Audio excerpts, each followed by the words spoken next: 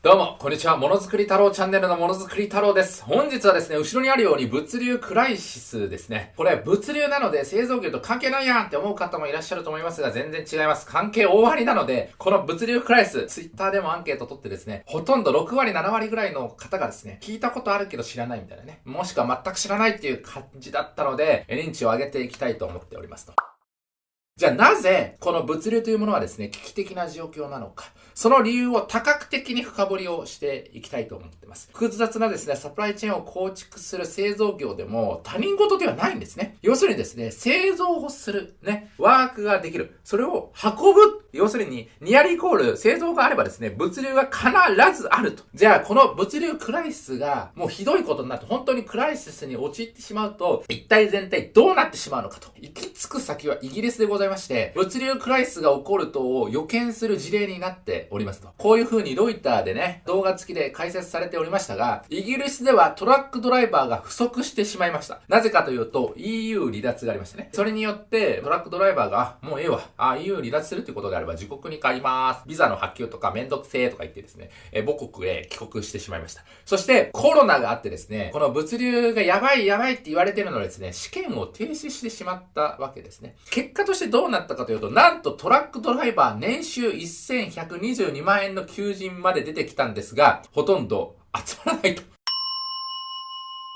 1000万超えるならですね、もうトラック、俺も運転したいっていうぐらいですね。もう嘘のような誠な話ということで、そんなこと起こんのかよがですね、イギリスでは起こってしまいまして、ガソリンをですね、運ぶタンクローリーのうんちゃんがですね、不足し、結果としてタンクローリーのガソリンが届きませんから、ガソリンが入れれないと、軽油をトラックに入れれないという事態が発生して、物流が滞ると。一部の商品や薬品が届かない事態になってしまったわけですね。要するに、この物流クライシスが表面化してしまうと、販売する機械損失が起こるわけです。物を作ったはいいが、それを販売できませんと。V ドラッグとか、杉山とかにですね、納品ができないと。そうなると、結局買えないんで、売り上げが立たないわけですね。一部の食品はですね、3分の1ルールとか2分の1ルールがありまして、完全な破棄になってしまってですね、損失になってしまうんですね。一方、製造業で言うと、例えば自動車は3万点の部品から構成されると言われております。この物流クライシスによって、もし部品が届かないということになればですね、この製造業も重大な損失を被るということで欠かせない要素になってるんですね。実際ですね、これ経済産業省が発表しているデータになりますが、こんな感じでもうですね、物流クライシス間近ということで、運べないような産業が結構表に出てきてると。これ何分野ある ?1、2、3、4、5、6、7、8、9、10分野中、6分野が製造業と関連してると。日本でもすでに不足が顕在化されており、対策を打たなかった場合ですよ。なんとですね、2030年には 9.4 億トンとよくわからん数量がですね、能力不足になって、運送ギャップになってですね、34.1% は運べないということになるかもしれんと。物流に対して前向きな改革が進まないと。だったら改革ね、進めればいいじゃんって思うじゃないですか。でも進まないんですね。なぜかというと、物流はコストという認識がこびりついてると。戦略としての構築がされにくいわけですね。コストなんで叩くみたいな感じですね。上場企業で、これ実際の数字でございますが、3900社ぐらいあると。そのうち、物流に該当する役員ですね。要するに物流戦略担当みたいなね。ロジクティクス担当みたいな感じですね。なんと121人しかいないわけですね。10社に1社。10社に1社もいないわけですね。どうすんのと。海外だと CLO っていうですね、シェフロジスティクスオフィサーというポジションがあるんですが、日本ではそういったポジションが用意されておりません。じゃあなぜかというと、コストなんです。工場に行けば加工でしょ？搬送があって加工するとか、加工がありますと。で、最後にこういった出荷工程があって、トレース、PP、バーコードで読んで出荷していくわけですね。工程の下流に位置するわけでございまして、コストという認識なんですね。要するに、こちらの改善ですよね。上流側の改善みたいなものに関しては非常に注力される。頭脳が振り向けられるんですが、付加価値を生まないわけですよ。ね、物流っていうのは。なので、改革が遅れているというふうに言われております。さらにですね、EC 時代が到来しまして、物流はもうパンク寸前になっています。もう弾けそう。コロナによってさらに拍車がかかるということで、EC はですね、10年分の需要を先取りしたみたいな感じで言われてると。で、こんな感じで、物流トラフィックですね。物流トラフィックというものはですね、どれくらい物が動いてるかみたいなものを追ったものなんですけど、もう爆増してると。で、このコロナによって特需かなみたいな認識があるじゃないですか。しかしながら、これ特需ではなくてですね、2021年も堅調な成長を見せておりますと。つまりところ、物流需要は今後も上がっていくと思われるということなんですね。なので、物流需要が上がってる。だから、供給と需要のバランスからですね、解消されるんじゃないのっていうのが普通の見方だと思われるんですが、物事はそこまで単純ではございませんと。複雑な需要がスパゲッティのようにですね、絡み合ってると。そのスパゲッティを僕がですね、解剖してあげましょうっていうのが、今回の狙いでございますが、実際ですね、物を運ぶ個数というものはめちゃくちゃ上がってるんですが、総量ですね、重量ベースにすると下がっているんですね。平成10年をピークにして徐々に下がっていると。経済同友会の資料を見ても右肩トレンドでございますと。ということで、トラックがですね、一度に運ぶ重量は減少しております。じゃあ、いろんな Amazon とかね、楽天の EC のものがあれば運べるかっていうと、そうではないということを示唆しているわけでございます。つまるところ、運ぶ個数はあるもののですね、逆に非効率になってると。もう細かくね、多品種少量とか言われてるんで、いろんなものが溢れてると。大量生産ではないと。それも一要因であると思います。トラック1台あたりの搬送重量が下がっており、価格下落圧力になってしまってると。要するに一挙にトラックで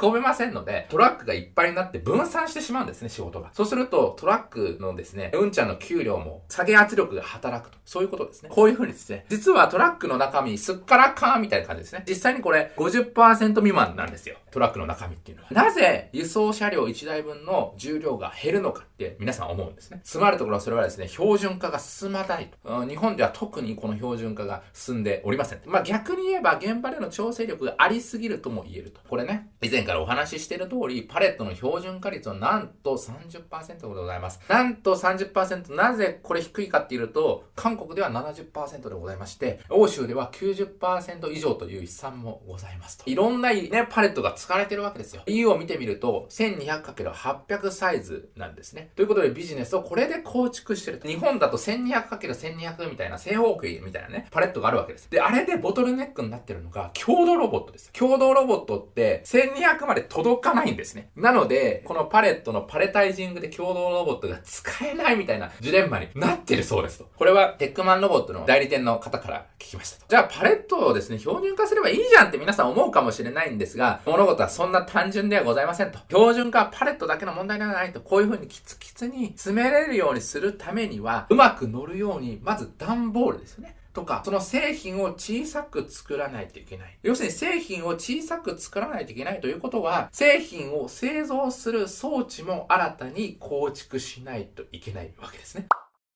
既存の設備が使えなくなる。だったらもうパレットでいいじゃん。もう物流にもう幸せ言ってもいいよ。俺たち関係ねえ。みたいなこと言ってるわけですね。なかなかパレットサイズが変わらない。欧州だとね、こういう風に2個、3個、ちょっきり詰めるんですけど、日本だと2個になっちゃってる。この隙間ができるわけですね。ということは、積載重量が上がらないということになります。パレットが利用できないと、荷下ろし作業等も発生します。日本にはね、工場行くとパレット使ってない工場とかあるわけですよ。で、うんちゃんが、こうって運んでると、何をやっとんねんって感じですね。標準化の動きは、実は日本になかったわけではないんです。20年前の資料ですね。これはですね、確か経済産業省が出してた資料、総合物流施策大綱、なんて書いてあるかっていうと、パレットについては平成10年度までに標準化していきましょうよって言ってるわけですよ。しかしながらです。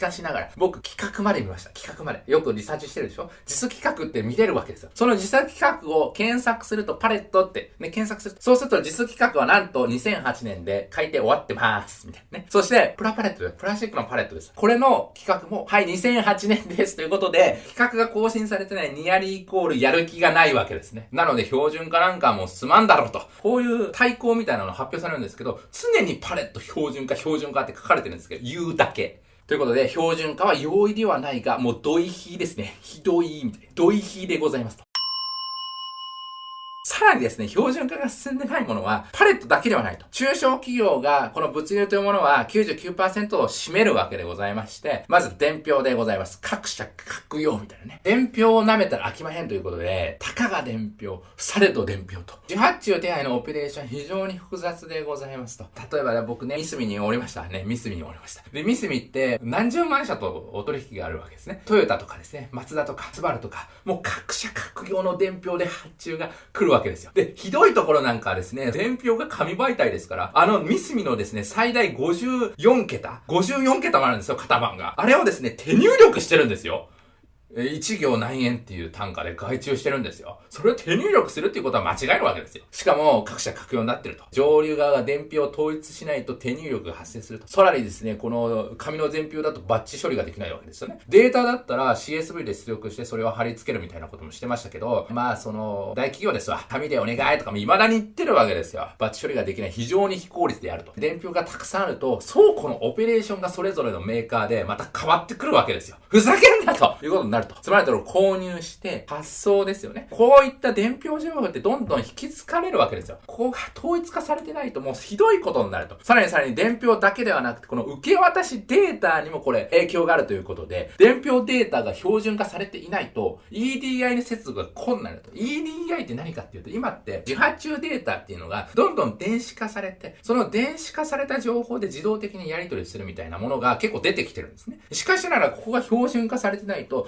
こういった項目を新たに作んないといけないとか言ってですね、またソフトウェアの開発が必要だったりするわけですね。連携する電子データが各社各用の場合、接続のために都度アレンジが必要になると。ソフトウェア連携が必要になったり、顧社対応が必要になってくると。結局のところ、しわ寄せは物流に来るわけでございますと。標準化されていないとトラックのシェアもできないわけですね。まあこういう風に倉庫に集めてトラックに乗せるとき、でも受発注データが違うから、一緒にできないとかなるわけですよ。はいはい。終了って感じでね。はいはい、ワラスと。電子データの連携が遅れているのは相当痛いと。もうね、過去ね、こういう風にね、Amazon の倉庫みたいな物流にフォーカスした動画を上げたんですね。そこで寄せられたコメント、衝撃のコメントがございまして、大福のシステムの入ったセブンイレブンの倉庫でリフトマンしてますが、日々の入荷情報はファックスですと。ファックスですと。ファックスですと。ファックスみたいな。セブンイレブンって大手じゃないですか。大手でさえファックスを使ってると。けしからんと。人の手を介在することは現代の世で明らかに非効率でございますと。いろんな非効率がありまして、一つ目、人づてになるため伝達ミスが起こる可能性があります。さらに、送付先の宛先ミスも起こりますと。さらにデータ自動送受信ではないため、タイムラグが発生するわけですよね。だから、Amazon プライムとかできないわけですよ。など、ミスの温床になると。デメリットしかないのに、まだ人づてでやってる。電子データや伝票が標準化されていないと、トラックへの混載ができないわけですね。つまるところ、倉庫も共同で運用ができないなど、リソースの活用を妨げるわけでございます。なので、今ではトラックがずっと空きっぱなし。空きがあってもデータ未連携で共同運送ができないと。もうやはりですね、河野太郎さんが言ってました。もう河野太郎さん僕よくあんまりね、認識もありませんから。ただ、彼が言った伝説の一言、ファックスはなくせと。俺も同じですわ。もう物流からなくしていただきたいですね。もちろんですね、いろいろネガティブ要因言ったんですけども、すべてが遅れてるわけではないと。一部では標準化始まっておりまして、これですね、初めにやったのが日本でも Amazon ということでね、外資にやられるんかいと。Amazon の段ボールってスカスカじゃないですか。なぜかっていうと、箱を規格統一化しちゃえば一緒に運べるでしょ。非常にスマートなわけですよ。外資に先を越されると。大きさも違うものであっても、今はですね、パレタイジング、デパレタイジングっていうのができるようになってるんですね。しかし、もうあまりにヘンテコなサイズだと、パレタイジングはできないわけですよ。うまく積めるけど、ジェンガの超難しいバージョンみたいな感じになるわけですね。なので、バラ積みがある程度一緒の寸法であれば、できますよと。食品業界での標準化も実は日本メーカーでこれ進んでるんですね。外箱の表示を統一化しました。賞味期限の1/2ルール。今までは1/3ルールということで、賞味期限の1/3が過ぎちゃうと捨てなさいと。だけど1/2にしましょうやっていう取り決めをしたんですね。パレットの活用ということで、パレットは絶対使いましょう。輸配送で同一の輸送企業を選択しましたということで、味の素、カゴメ、ミツカン等の6社がルールを制定して一緒のトラックを使いましょうと一社で混載が可能になったので、輸配送のコストを下げると。そして、うんちゃんにもですね、いっぱい運べるんで、賃金を還元できるという素晴らしい取り組みなんですね。競争は商品で、物流は共同で。これですよ。2020年から30年のコンセプトは、競争は商品で、物流は共同で。制御とか通信、工場の通信にも言えると思います。が、まだまだ動きが遅いと言わざるを得ません。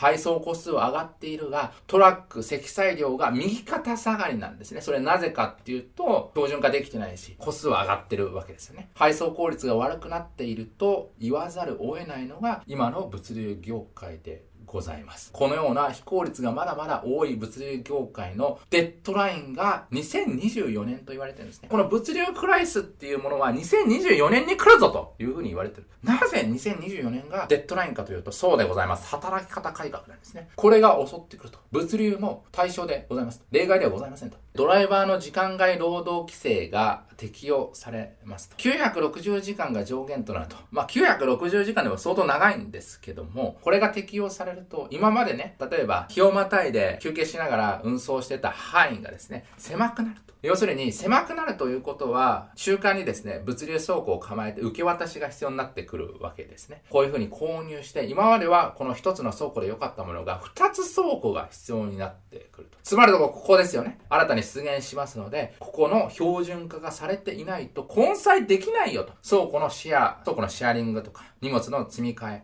みたいなものですね。それが電子データ統一されてないと無理じゃねっていうことですね。オペレーション負荷が以前よりも高くなって、結果として最終的にはドライバーの負担へなっていくと。もう標準化は絶対的にされるべき重要事項でございますと。しかしながら、この物流というものはですね、非常に根が深くてですね、さらなる壁がございます。人材不足が急には回復しない理由が物流にございます。そもそも給料が低いと。業界の平均です。これ、大型も低いし、中型も低いということで、これなぜかっていうと、2020年前後で大胆なですね、規制緩和がされたと。これはですね、中間利材を稼ぐ業者が横行しまして、価格叩きが起こりデフレになると。何かっていうと、オペレーションが今言ったように標準化されてないんですね。なので、そこだけを取り継ぐ電話でそのトラックに仕事を割り振って、オペレーションを複雑なものを電話で調整するみたいな仕事ができるようになったわけですね。で、それによってデフレが起こってしまったと。しかしながら日本っていうのは対策を打たなかったわけですね。法令を規制緩和したら規制緩和しっぱなしみたいな。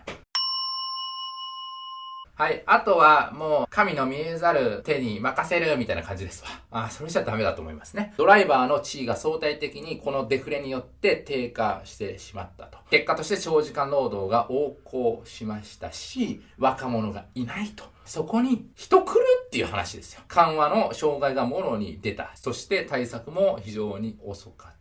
結果としてね、物流大綱とか発表するわけですよ。パレット標準化とか言って。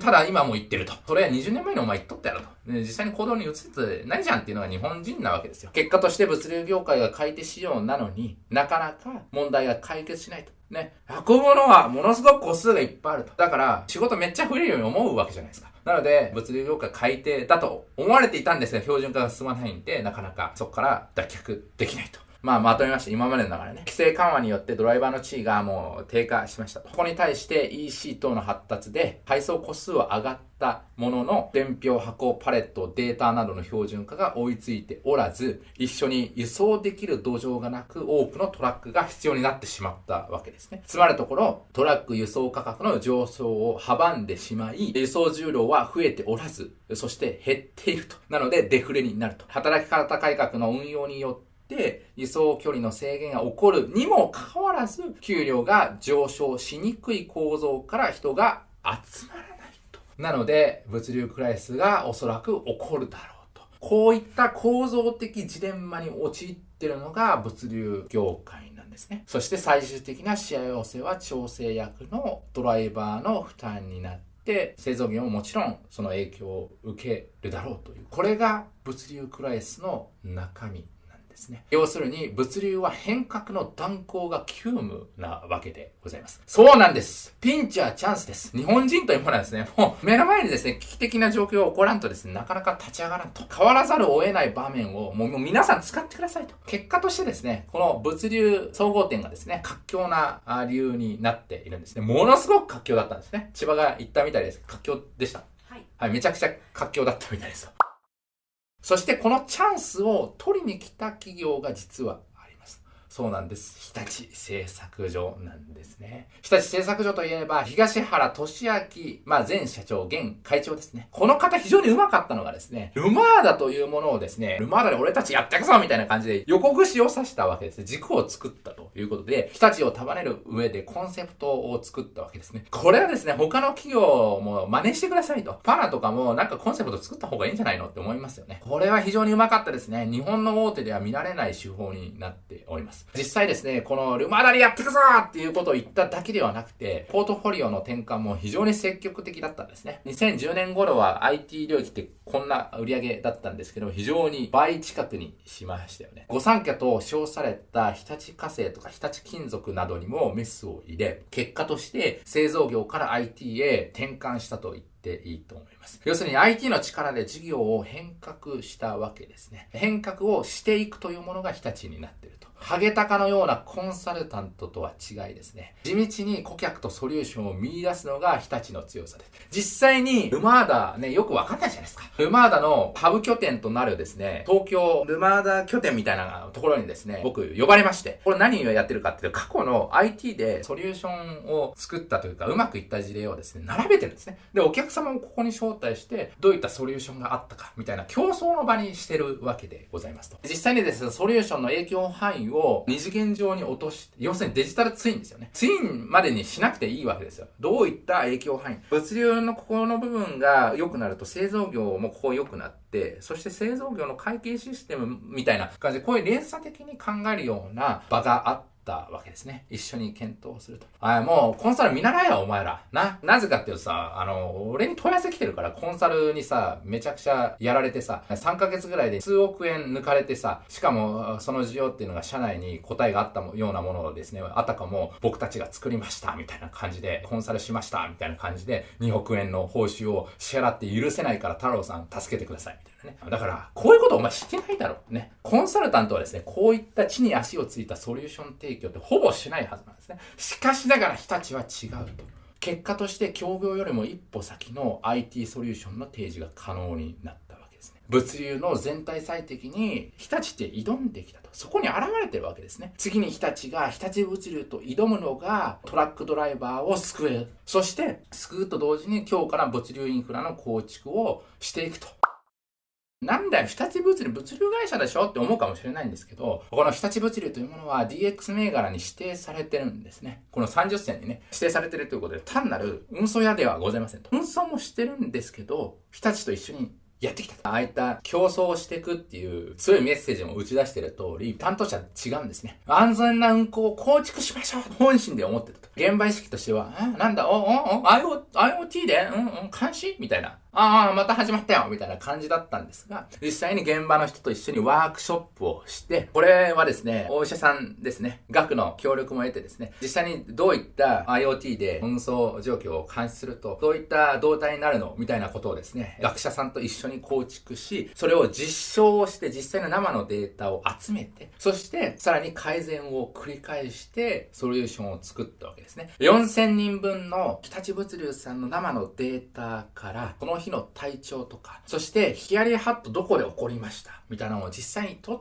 て相関を簡易名してですね、論文にもしちゃったと。万全運転に起因する事故の撲滅に成功しましたと。アナログ情報をデジタル情報に変換すると。でも、そんないつもやってることなんですよ。全然ですね、現場の人をなんか特別なことをやっていただく必要はなくて、こういったタブレットが用意されてるんですね。その前で、まず体温をピピッと測りますと。で、その後、血中酸素濃度ですね。こういったタグをつけてですね、濃度を測ると。で、その後、血圧も測りますと。そして、自律神経をチェックすれば、あなた、今日こういう状況だから、ちょっと危ないかもしれない。運転気をつけてね。みたいなものを可視化してくれるんですね。つまるところ、うんちゃんのですね、上長はですね、実際の人間の生データ、アナログデータを起因とした健康状態、疲労を把握して送り出すことができるんですね。今日も安全にっていう、それをですね、リアルで伝えられると、今日は気をつけろよ、みたいな。こういう仕様出てるから、みたいな。やりがいが出ますよね、上長も。そして運転中の変化も SSCV というこれソリューションなんですけど見守ってくれると。人を含めて検知できるところがこれ画期的なんですね。こういう風にドライブレコーダーがあります。実はこの日立のソリューションはドライブレコーダーだけではなくて、実際に脈拍のこういうApple Watchみたいなのをつけていただくと。そうすると動機等と連動して危険を事前に察知してくれると。実際にですね、この疲労っていうのは休憩しても回復するんですけど、眠った後みたいな感じで全回復はしないんですね。この動態と重ね合わせてロジックにして危機をお知らせしてくれると。疲労が溜まっていれば危険度合いが増すので、それを事前に危ないですよってことを通知してくれると。運行中も精度高く運転手の危険を知らせてくれるわけですね。もちろんこういった情報を蓄積できるから、運転手の改善も冷静に判断が可能でございます。こういった点呼時の記録簿も自動で取ってくれるし、そしてどういった運転をしなさいみたいな KPI 設定もできるわけですね。ヒヤリハットが起こった場所に関しては、生のデータもその場で見ることができるし、帰ってからもお知らせしてくれるんですね。ここ危なかったですよ。で、実際にうんちゃんもですね、ここ危なかったみたいな、人が飛び出してきたみたいなことも録画できる機能もあるそうです。今日も異常なかったよっていう本当の異常なかったよが伝えられるし、ありがとね。あそこ危なかったよね。みたいな感じで上長が言ってあげると。そうすると現場のうんちゃんはなんて思うかっていうと、だーみたいな。今日も安全でよかったみたいな感じでリアルのやり取りができると。という本来の仕事が行えるのが SSCV なんですね。ということで、うんちゃんの命を守ることができるし、物流というインフラも止まりにくくできると。日立はソリューションを外販できるという三方よしの次世代の安全ソリューションなんですね。これが AI ですよ。DX ですよ。IoT、AI 蓄積された現場ノウハウの可視化を混合できたものと言っていいと思います。実際の効果も出ておりまして、2019年の1月ね、まだこういった SSCV を使う前でございますが、危険運転ありました。で、急制動ですね。急発進等も含めますと。さらに、法令不遵守と、一時不停止とか、速度超過ですね。これが年間に590件あったんですが、2021年3月はですね、なんと、こんな件だったと。どのくらい減ったかというと、ヒヤリハットイベントがなんと 94% も実際に低減できたと。そして慢性運転に起因した事故が0件になりました。優しい運転になるから燃費ももちろん良くなるという副次効果も得れると。これをサブスクで使えるようになってる。買い切りじゃなくてサブスクなんですね。なので一気にお金を払わなくていいわけですね。製造業で物流部門の皆さんですね。いずれはこういったソリューションって絶対に必要になるんですね。自社で構築するよりも、もう他社に頼った方がいいわけじゃないですか。しかも、その日立物流さんで構築した生データからソリューション提供されてるわけですから、非常に地に足をつけたですね、ソリューションだと思いますと。ということで、物流クライス with 日立、そして日立物流の SSCV ですね。概要欄をチェックいただきたいと思います。以上でございます。お疲れ様でございました。そして日立さんはですね、次の依頼もしたいねっていう感じで言われてますから、日立とですね、一緒にもう一回やっていくと思いますと。その他のソリューションと、日立の生い立ちなんかもね、気になると思います。日本をね、代表する電気発社の一社でございますので、楽しみにお待ちいただきたいと思います。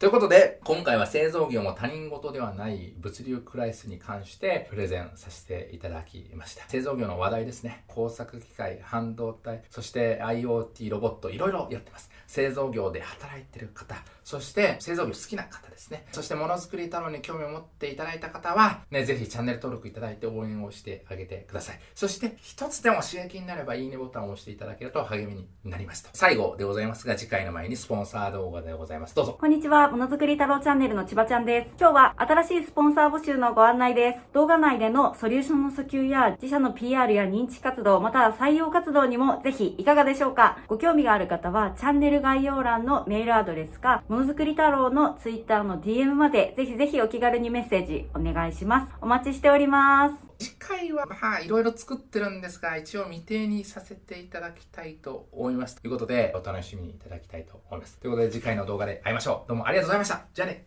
バイバイ。日立さん、ありがとうございました。今日の千葉ちゃんの一言。